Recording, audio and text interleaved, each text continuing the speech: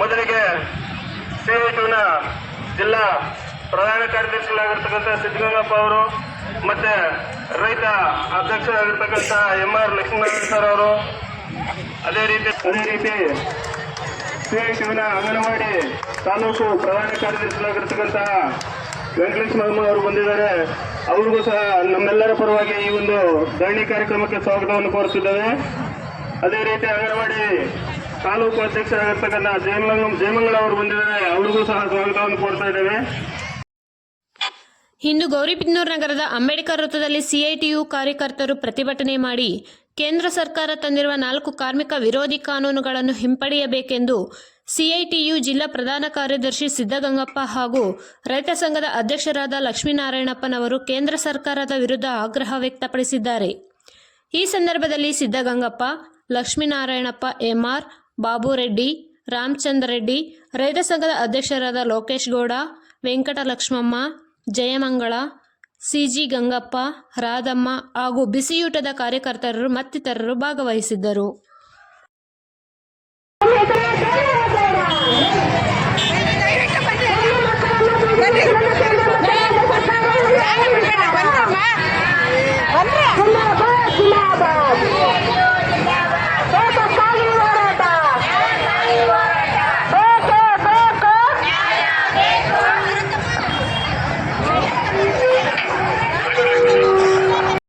ಇದ್ದಿದ್ದು 58 ಲಕ್ಷ ಕೋಟಿ, ಇವತ್ತು 200 ಲಕ್ಷ ಕೋಟಿ ರೂಪಾಯಿ ಸಾಲವನ್ನು ಮಾಡಿದ್ದೀರಾ. ಅದೇ ರೀತಿಯಲ್ಲಿ ನಿರುದ್ಯೋಗ ಕಳೆದ 50 ವರ್ಷಗಳಿಂದ ಅಷ್ಟಿರಲಿಲ್ಲ, ಅಷ್ಟೊಂದು ನಿರುದ್ಯೋಗ ಇದೆ. ಯುವಕರೆಲ್ಲ ಇವತ್ತು ಬಜಾರ್ನಲ್ಲಿ ಇವತ್ತು ಕಾಲ ಕಳೀತಕ್ಕಂಥ ಪರಿಸ್ಥಿತಿ ಆಗಿದೆ. ಏನು ನೀವು ಅಭಿವೃದ್ಧಿ ಮಾಡಿದ್ದು ಅಂತ ಪ್ರಶ್ನೆ ಮಾಡಬೇಕಾಗಿದ್ದು. ಹಂಗಾಗಿ ಇರ್ತಕ್ಕಂಥ ಸಾರ್ವಜನಿಕ ಉದ್ಯಮಿಗಳನ್ನೆಲ್ಲ ಇವತ್ತು ನಿಮ್ಮ ಸ್ನೇಹಿತರಿಗೆ ಮಾರಾಟ ಮಾಡ್ತಾ ಇದ್ದೀರಾ. ರೈಲ್ವೆಗಳು ಇವತ್ತು ಕೊಟ್ಟಿದ್ದೀರಾ, ಸಿಮೆಂಟ್ ಫ್ಯಾಕ್ಟ್ರಿಗಳನ್ನ ಅದಾನಿ ಸಿಮೆಂಟ್ ಅಂತ ಆಗಿದೆ, ರೈಲ್ವೆಗಳನ್ನ ರೈಲ್ವೆ ಸ್ಟೇಷನ್ಗಳನ್ನ ಅವ್ರಿಗೆ ಕೊಟ್ಬಿಟ್ಟಿದ್ದೀರಾ ಖಾಸಗಿಯವ್ರಿಗೆ, ಬ್ಯಾಂಕ್ಗಳನ್ನು ಕೊಟ್ಟಿದ್ದೀರಾ, LICಗಳನ್ನು ಕೊಟ್ಬಿಟ್ಟಿದ್ದೀರಾ. ಏನು ಉಳ್ಕೊಂಡಿಲ್ಲ ಈ ದೇಶದಲ್ಲಿ. ಇದು ನಿಮ್ಮದು ವಿಮಾನಯಾನ ಸಂಪೂರ್ಣವಾಗಿ ವಿದೇಶಿ ಕಂಪನಿಗಳಿಗೆ ಮತ್ತೆ ಗೌತಮ್ ಅದಾನಿ ಕೊಟ್ಟಿರ್ತೀರಾ. ಇದು ನೀವು ಮಾಡಿರ್ತಕ್ಕಂಥದ್ದು.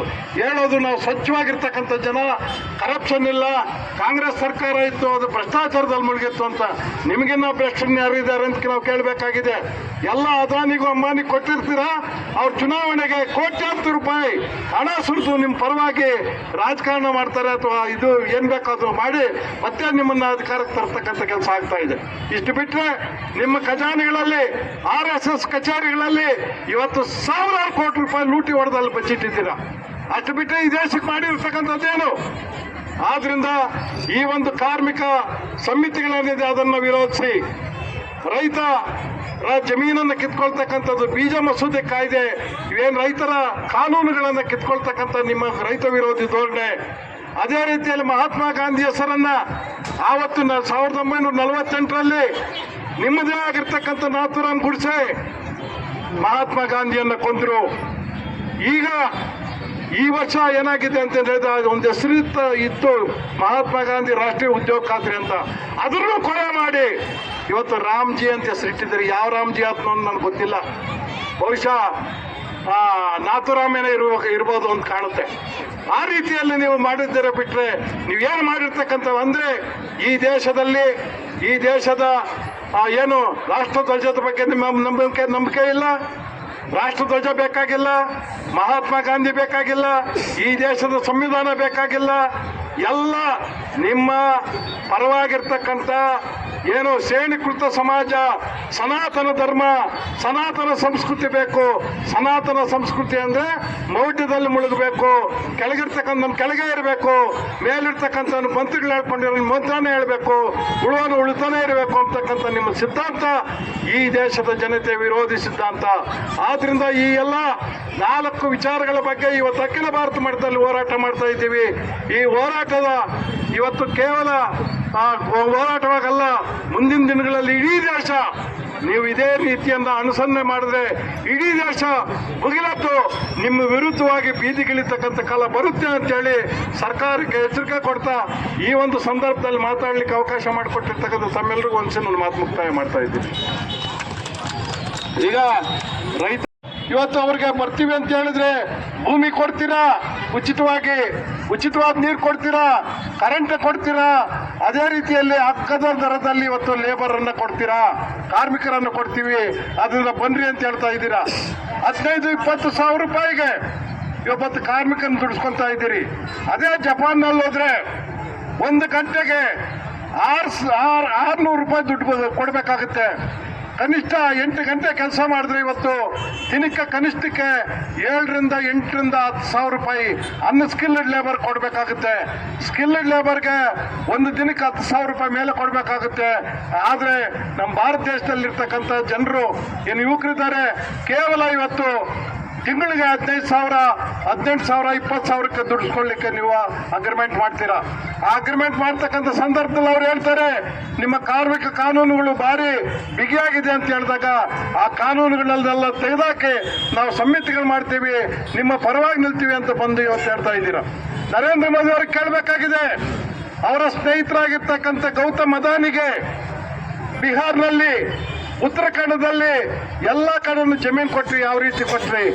ಎಕರೆಗೆ 1 ಎಕರೆಗೆ 1,000 ರೂಪಾಯಿಗೆ ಲೀಸ್ ಕೊಡ್ತೀರಾ, 1 ರೂಪಾಯಿಗೆ ಲೀಸ್ ಕೊಡ್ತೀರಾ, ಕೇವಲ 1 ವರ್ಷಕ್ಕೆ 1 ರೂಪಾಯಿ ತರ ಲೀಸ್ ಕೊಡ್ತೀರಾ. ರೈತರ ಭೂಮಿಯನ್ನು ಕಿತ್ಕೊಳ್ತಾ ಇದ್ದೀರಾ. ಮಾತ್ರ ಅಲ್ಲ, ವಿದ್ಯುತ್ ಖಾಸಗೀಕರಣ ಮಾಡ್ಲಿಕ್ಕೆ ಕೊಟ್ಟಿದ್ದೀರಾ. ವಿದ್ಯುತ್ ಇದುವರೆಗೂ ಸರ್ಕಾರಿ ಸ್ವಾಮ್ಯದಲ್ಲಿತ್ತು. ಇವತ್ತು ಇಡೀ ಭಾರತ ದೇಶದಲ್ಲಿರ್ತಕ್ಕಂಥ ಎಲ್ಲ ಸಾರ್ವಜನಿಕ ಉದ್ಯಮಗಳನ್ನ ಪ್ರೈವೇಟ್ನವ್ರು ಕೊಡ್ತಾ ಇದ್ದೀರಾ.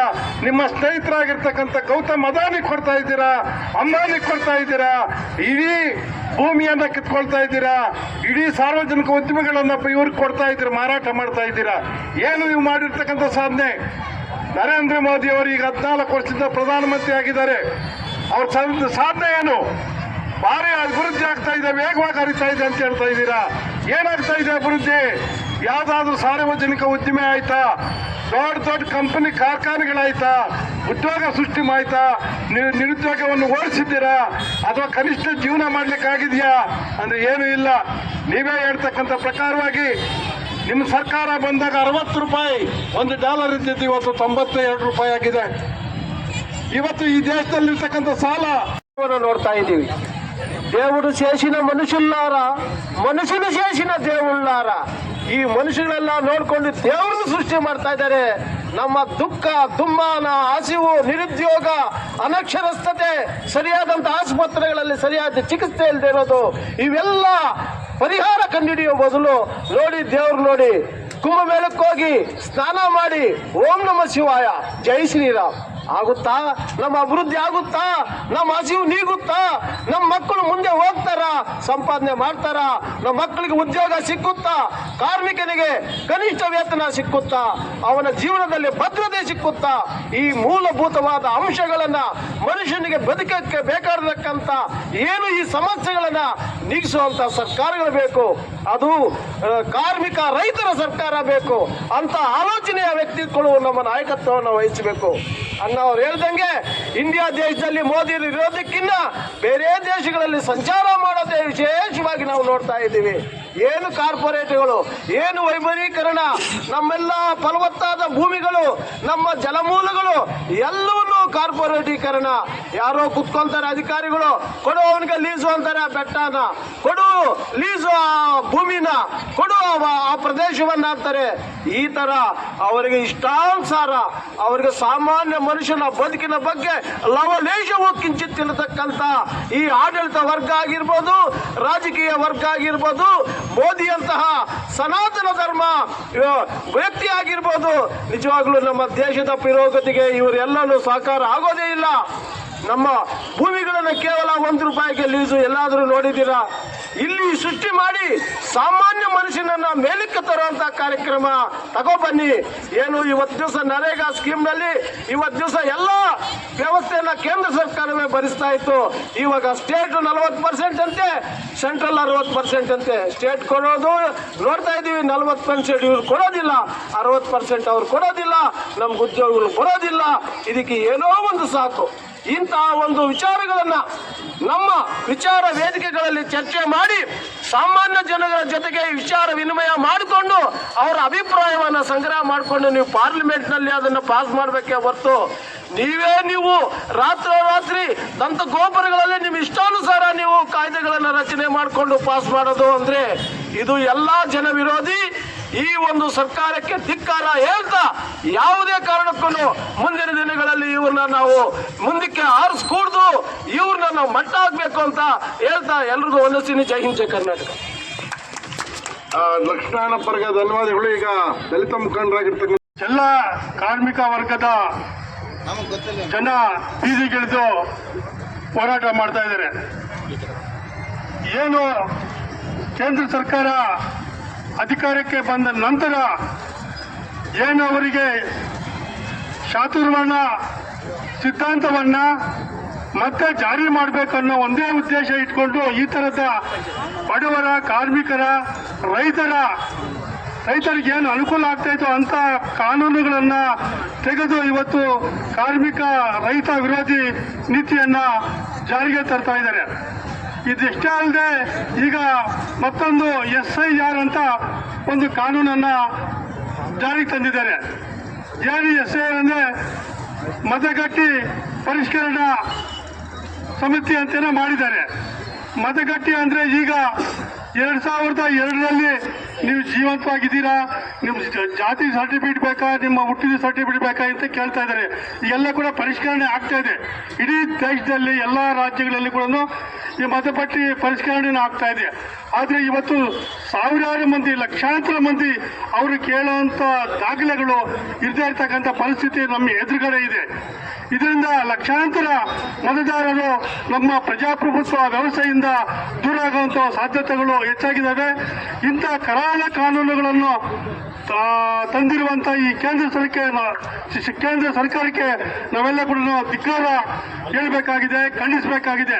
ಅದರಿಂದ ಈಗೇನು ಇವತ್ತು ದೇಶಾದ್ಯಂತ ನಡೀತಕ್ಕಂಥ ಮುಷ್ಕರಕ್ಕೆ ನಾವೆಲ್ಲ ಕೂಡ ಬೆಂಬಲ ಕೊಡುವಂತ ಮುಖಾಂತರ ನಾವು ಈ ಕಾನೂನುಗಳನ್ನ ತಂದಿರ್ತಕ್ಕಂಥ ಕೇಂದ್ರ ಸರ್ಕಾರಕ್ಕೆ ಧಿಕ್ಕಾರವನ್ನು ಹೇಳ್ತಾ ನನ್ನ ಮಾತನ್ನು ಮುಕ್ತಾಯ ಮಾಡ್ತೇನೆ. ಎಲ್ರಿಗೂ ನಮಸ್ಕಾರ.